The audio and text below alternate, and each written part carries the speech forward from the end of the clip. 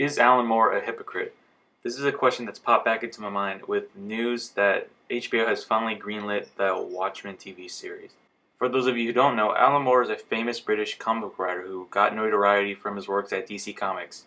There he wrote such stories as Swamp Thing, The Killing Joke, and Watchmen. Watchmen being the most celebrated graphic novel of all time. So this guy's got some credibility to him. But with such high praise, it's no surprise that Hollywood came to him and wanted to basically adapt a lot of his work, which they have. Several movies have been made, such as V for Vendetta, Watchmen, and League of Extraordinary Gentlemen, as well as the animated version of Batman: The Killing Joke. So here's where the idea of hypocrisy comes in, because Alan Moore has stated repeatedly that he does not like it when his comic book work is translated to film. He made this stance when the Watchmen movie came out, because originally he would accept the checks, but after seeing it and not really liking it and feeling like his work was kind of muddled in the process, he decided that he would no longer support films that took influence from his work.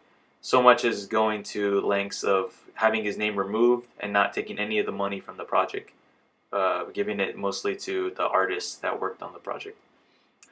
So, like I said, the hypocrisy of this is that Alan Moore has done similar things in his own writing.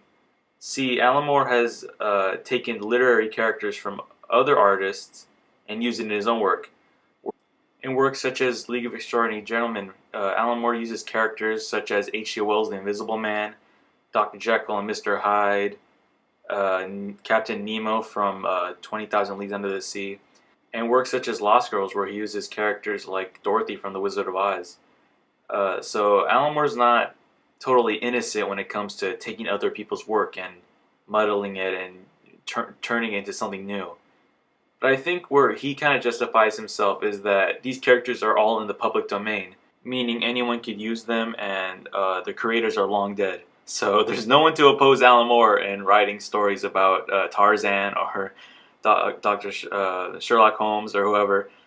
Another argument can be made that Alan Moore is not really jumping from mediums too much, because he's taking literary characters from like books and pulp magazines and stuff like that and transforming them into comic books, which are still literary, but they also employ the use of pictures and images, right?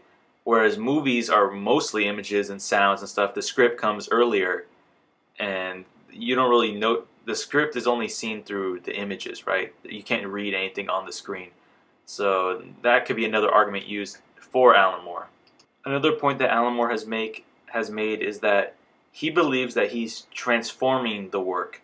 See, he gets mad when people take his work and like kind of throw out the message that he wanted, such as like V for Vendetta. Instead of it taking place in Britain, I believe the movie takes place in America and kind of is a commentary on the Bush administration rather than the British leadership at the time, which I think was like Margaret Thatcher or something like that.